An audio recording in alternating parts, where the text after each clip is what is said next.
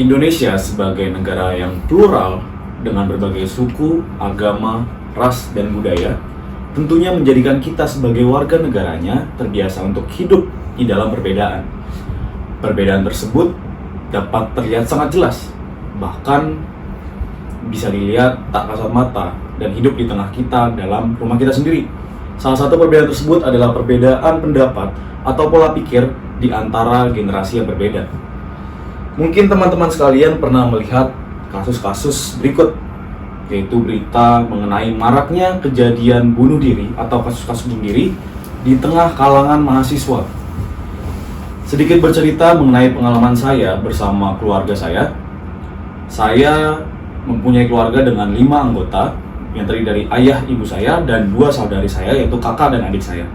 Di mana saat itu sedang akhir semester dan saya sedang liburan, dan di situ kami bicarakan mengenai topik yang muncul di salah satu stasiun televisi dan memberitakan mengenai maraknya kejadian bunuh diri di kalangan mahasiswa.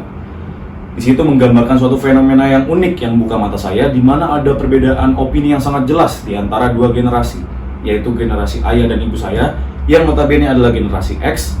Mereka beropini bahwasannya kasus ini menunjukkan kerapuhan dari Gen Z atau generasi Z.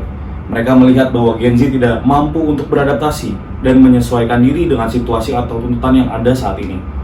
Sementara di sisi yang lain, yaitu kakak dan adik saya yang merupakan Gen Z, mereka melihat bahwasannya mereka tidak mempunyai kapasitas atau tidak berhak untuk mengomentari masalah ini. Karena bagi mereka, tentunya orang-orang yang memutuskan untuk mengakhiri hidupnya melalui bunuh diri, mereka lah yang mengetahui pertimbangan apa saja yang mereka lakukan sehingga mereka memutuskan untuk bunuh diri. Nah, perbedaan pendapat seperti ini sangat terjadi atau umum terjadi di semua kalangan, dan bahkan ada salah satu peristiwa sejarah, jika teman-teman semua tahu, yang cukup ikonik dengan perbedaan pendapat antar generasi, yaitu peristiwa Rengas Dengklok yang terjadi pada tanggal 16 Agustus 1945, di mana Soekarno dan Hatta yang merupakan golongan tua diculik oleh golongan muda yang terdiri dari Soekarni, Chairul Saleh, dan juga Wikanan. Soekarno dan Hatta diculik ke Rengas Dengklok didasarkan atas perbedaan pendapat antar golongan, di mana golongan tua di situ berpendapat bahwasannya kemerdekaan diproklamasikan setelah sudah diperbolehkan oleh Jepang yang sudah menjanjikan kemerdekaan itu sendiri. Di sisi yang lain, golongan muda melihat suatu peluang di mana Jepang sedang sibuk di Perang Dunia Kedua, maka Indonesia sebenarnya bisa memanfaatkan situasi tersebut untuk memproklamasikan kemerdekaan Indonesia. Nah, hal-hal semacam ini, tentunya perbedaan pendapat antar generasi seperti ini menimbulkan suatu pertanyaan di dalam benak saya dan orang-orang di sekitar saya. Apakah generation gap atau perbedaan pola pikir antar generasi itu mengganggu atau membangun? Dan bagaimana kita sebagai Gen Z menyikapi hal tersebut? Sebelumnya, perkenalkan, nama saya Yakob Habin Sarambona Pasosiagian, dan saya merupakan satu dari 2,5 miliar Gen Z yang saat ini berkesempatan untuk menjelaskan mengenai generation gap. Sebelum kita panjang lebar menjelaskan mengenai generation gap, karakteristiknya dan klasifikasinya, saya ingin menjelaskan mengenai apa definisi sesungguhnya dari generation gap. Generation gap itu sendiri adalah perbedaan nilai, keyakinan, ideologi, dan juga paradigma yang terbentuk dari lingkungan, fenomena yang terjadi, dan juga peristiwa-peristiwa sejarah yang berbeda di setiap zamannya. Dan ini menjadikan pola-pola yang tertentu bagi anak-anak yang kelahiran dengan zaman yang sama. Mereka punya pola pikir dan juga cara pandang yang umumnya sama, karena terbentuk dari lingkungan atau peristiwa-peristiwa yang ada.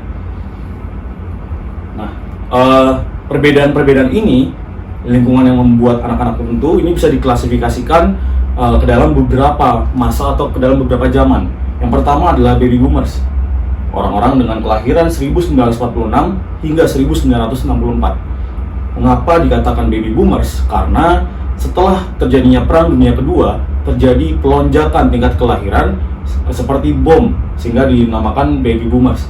Dan baby boomers ini dibesarkan di lingkungan setelah masa perang, yaitu Perang Dunia Kedua, dan di Indonesia sendiri setelah masa kemerdekaan atau pasca kemerdekaan, sehingga menjadikan mereka berpikir bahwa diri mereka adalah pembangun peradaban. Dan hal ini menjadikan mereka memiliki karakteristik tertentu, yaitu yang pertama, mereka itu kompetitif, terstruktur, idealis, loyal, pekerja keras, dan sisi negatifnya adalah anti kritik. Mengapa bisa seperti ini?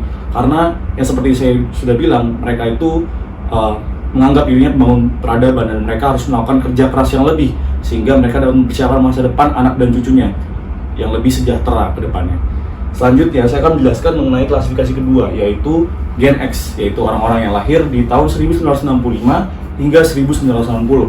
Sebenarnya Gen X dan Baby Boomers tidak memiliki perbedaan yang cukup signifikan, dan Gen X itu cukup menjadikan Baby Boomers sebagai panutan mereka, yaitu orang tua mereka, dan membuat mereka juga menjadi pribadi yang bekerja keras juga dan termotivasi dari mereka.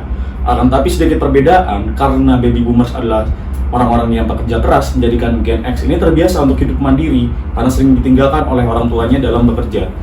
Dan inilah karakteristik dari Gen X. Seperti yang saya sudah bilang, ada kemandirian di situ, dan yang kedua juga kompetitif dan semangat kerja yang sangat baik. Dan jika kita lihat, terdapat perbedaan di belahan dunia gitu antara Gen X di Indonesia dengan yang lainnya. Di belahan dunia yang lain, contohnya di Jerman ada runtuhnya tembok Berlin yang di saat itu memicu kerusuhan di sana. Di sisi yang lain juga sudah mulai dikenalkan dengan komputer dan juga video game yang masih sederhana. Tetapi di Indonesia, jika kita pilih secara lebih lanjut, masa Orde Baru sangat melekat pada Gen X, sehingga menjadikan mereka menjadi pribadi yang lebih berhati-hati dalam mengeluarkan ide atau pendapat, karena di situ masih menekan adanya suatu hal yang berbau sensitif atau menyerang pemerintah. Dan selanjutnya ada juga di situ disebut yang melekat dengan Gen X, yaitu sandwich generation, di mana mereka ini harus membiayai dua generasi sekaligus, yaitu generasi atasnya yang cenderung Baby Boomers dan juga generasi bawahnya yaitu milenial, dan juga generasi Z, yaitu generasi kita sendiri, yaitu anak-anaknya. Next, saya akan menjelaskan mengenai Gen Y atau The Millennial yang lahir di tahun 1981 hingga 1994. Sedikit bercerita mengenai kondisi milenial. Milenial lahir atau tumbuh kembang dalam masa transisi dari teknologi digital teknologi analog menjadi teknologi digital, dan ini membuat mereka sangat tertantang untuk melakukan inovasi atau kreativitas, dan peluang yang sangat terbuka luas dengan kreativitas yang bisa dikeluarkan oleh milenial, sehingga menjadikan mereka karakteristik sebagai berikut. Yang pertama, ada inovatif, kreatif, dan juga oportunis. Seperti saya lihat, peluang sangat terbuka lebar sehingga mereka bisa melihat peluang itu dengan baik.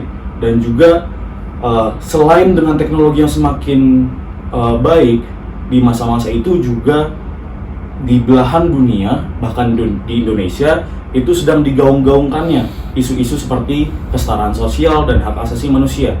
Ini menyebabkan generasi milenial itu lebih terbuka dan juga lebih mengincar kebahagiaan, eksistensi secara sosial, dan juga kesetaraan sosial, sehingga mereka mengutamakan selain pekerjaan, mereka harus mendapatkan waktu untuk bisa membahagiakan dirinya sendiri dan juga keluarga atau orang-orang terdekatnya. Selanjutnya saya akan menjelaskan mengenai Gen Z.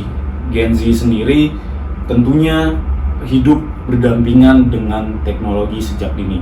Seperti saya dan teman-teman sekalian, kita lahir di tahun 1995 hingga 2010, di mana memiliki karakteristik otomatis. Yang pertama, susah lepas dari gadget. Yang kedua, kita melek teknologi dan cepat mendapatkan informasi yang beredar di dunia maya. Yang ketiga, kita menyukai hal yang instan. Ini merupakan konsekuensi dari kebiasaan kita mendapatkan teknologi atau mengakses teknologi dan mendapatkan hal-hal dengan mudah melalui teknologi. Yang keempat, karena kemudahan yang sering kita dapat saat kita mendapatkan suatu tantangan yang lebih kompleks atau lebih sulit untuk dihadapi dalam waktu yang cepat, kita akan menjadi mudah minder atau tidak percaya diri, sehingga kita akan rapuh atau dianggap orang sebagai generasi yang rapuh. Nah, selanjutnya muncul pertanyaan dari klasifikasi yang saya berikan tadi, terutama untuk Gen Z ya. Apakah Gen Z ini sendiri sesuai dengan kebutuhan saat ini? Nah, hal ini sebenarnya sudah dijawab di penelitian oleh Kementerian Keuangan di tahun 2020, di mana mereka menunjukkan tipikal-tipikal pekerjaan yang cocok untuk generasi tertentu. Dan generasi X itu mereka termotivasi dengan adanya regulasi yang jelas. Jadi mereka membutuhkan perjanjian hitam di atas putih sehingga mereka dapat bekerja secara profesional. Dan itu ada generasi Y, yang itu dia menghargai keterlibatan emosional saat bekerja. Yang seperti saya bilang, mereka selain bekerja, mereka mengedepankan kebahagiaan dan juga waktu yang mereka berikan bagi orang-orang sekitarnya. Dan generasi Z menghargai intrinsik motivasi dan bentuk materi yang didapatkan dari pekerjaan, seperti mereka bekerja sesuai passion mereka, dan kira-kira mereka mengkalkulasi apa yang mereka dapatkan dari pengorbanan yang mereka lakukan selama ini. Mungkin selanjutnya, setelah kita melihat riset tersebut, kita dapat menganalisis juga saat ini kondisinya seperti apa sih si Gen Z ini melalui SWOT analysis atau Strength, Weakness, Opportunities, dan Threats. Dari strength atau kelebihannya, Gen Z memiliki pengetahuan yang luas karena akses informasi yang mudah. Yang kedua, terbuka dengan perkembangan. Yang ketiga, kita juga Gen Z itu multitasking karena memiliki teknologi yang memudahkan kita untuk melakukan tugas secara bersamaan. Yang keempat, itu kita lebih toleran karena informasi yang kita dapatkan selama ini sangat banyak dan membuat kita lebih tolerir terhadap berbagai macam informasi. Dan yang kelima, itu kita memiliki motivasi yang tinggi dalam melakukan suatu hal. Kekurangan dari Gen Z yang pertama adalah sifat individualistis. Yang kedua, tidak fokus akan suatu hal. Kita banyak sekali pilihan, disuguhi banyak pilihan di kanal media sosial dan membuat kita sulit untuk memilih dan fokus. Yang ketiga, menyukai hal yang instan, otomatis dengan kemudahan yang kita gapai. Yang keempat, ada bergantung pada teknologi. Yang kelima, emosi yang cenderung labil. Dan yang keenam adalah social skills kita yang menurun dibandingkan generasi sebelumnya karena kita terbiasa untuk melakukan interaksi sosial dalam media digital. Nah, kita dapat melihat nih kelebihan dan kekurangan kita bisa manfaat kemana.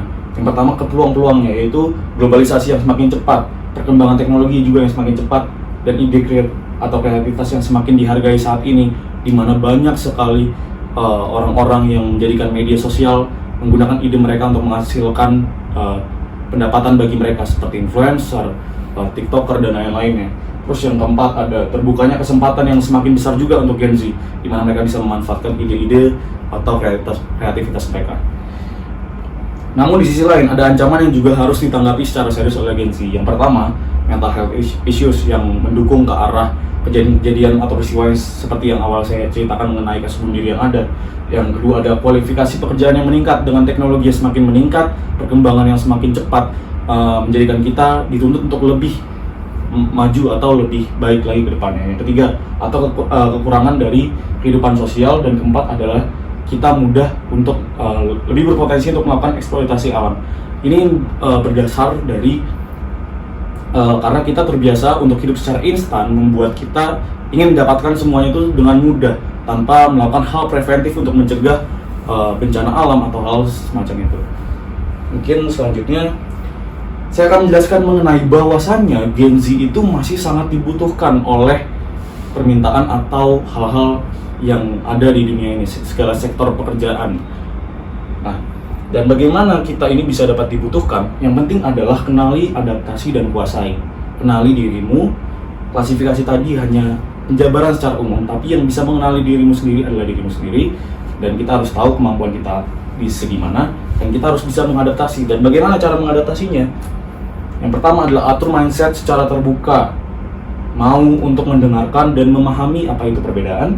Yang ketiga, kedepankan komunikasi dan kesepakatan. Yang keempat, satukan visi dengan orang-orang yang berbeda pendapat dengan kita. Dan yang terakhir adalah fleksibel dalam berkomunikasi di kepada seluruh orang yang berbeda generasi dengan kita. Nah, terakhir untuk menutup, berikut adalah quotes dari seorang Menteri Keuangan Indonesia. Dia mengatakan bahwa dengan pemahaman akan perbedaan, kita akan menjadi peka, merasa penting akan adanya tenggang rasa, toleransi, menghargai perbedaan tersebut. Sekian presentasi dari saya mengenai Generation Gap. Saya harap dapat menjadi manfaat dan juga bekal bagi teman-teman semua. Sekian dan terima kasih.